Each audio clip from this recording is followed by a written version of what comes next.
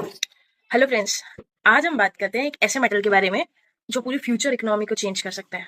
क्या आप जानते हैं मैं किस मेटल के बारे में बात करने की सोच रही हूँ? वो है कॉपर। यस, बिल्कुल सही सुना आपने, कॉपर के बारे में बात करने की मैं सोच रही हूँ। मैं कॉपर के बारे में क्यों बात करना चाह रही हूँ?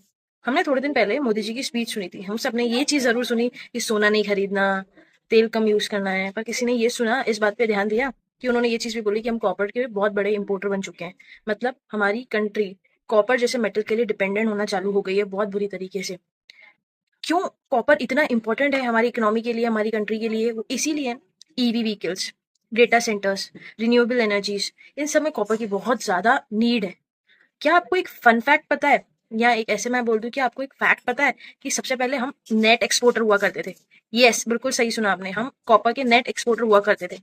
उसका हमारा जो इंडस्ट्री था, कॉपर इंडस्ट्री था, वो तमिलनाडु के अंदर था।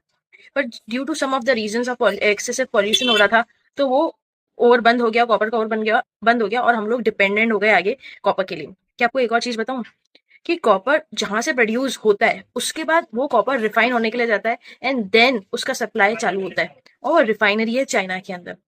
अब सबसे मजे की बात ये है, कॉपर निकला, वो रिफाइन होने के लिए चाइना में गया, देन चाइना में रिफाइन होने के बाद वो सब जगह डिस्ट्रीब्यूट होता है। अब यहाँ पे चाइना अच्छा अर्न कर रहा है कॉपर की रिफाइनरी रिफाइन करके, जहां से कॉपर प्रोड्यूस हो रहा है वो अच्छा अर्न कर रहा है। पर यहाँ पे जो सबसे ज्यादा ली जा रही है वो किसकी ली जा रही है? जो इम्पोर्टर है। और आपको पता है, जब ऐसा इम्पोर्टर होता है और ऐसे किसी मटेरियल की, जब किसी चीज की डिमांड करता है, तो प्राइस टेकर वाली सिचुएशन में आ जाए। मतलब हमको जिस भाव पे कॉपर मिलेगा ना, हम उस भाव पे खरीदेंगे। क्यों? उसका रीजन क्या है? क्योंकि हमको एआई की तरफ जाना है, हमें नए नए डेटा सेंटर्स खोलने हैं, हमें रिन्यूएबल एनर्जी पे कॉन्सेंट्रेट करना है, और हमें इलेक्ट्रिक व्हीकल्स भी बनाने हैं। तो इसका मतलब क्या है कि कॉपर का एक बहुत बड़ा इम्पैक्ट हमारी इकोनॉमी के अंदर पड़ रहा है और पड़ने वाला है, और हमें एक बल्क क्वांटिटी के अंदर कॉपर चाहिए होगा आगे आने वाले टाइम में।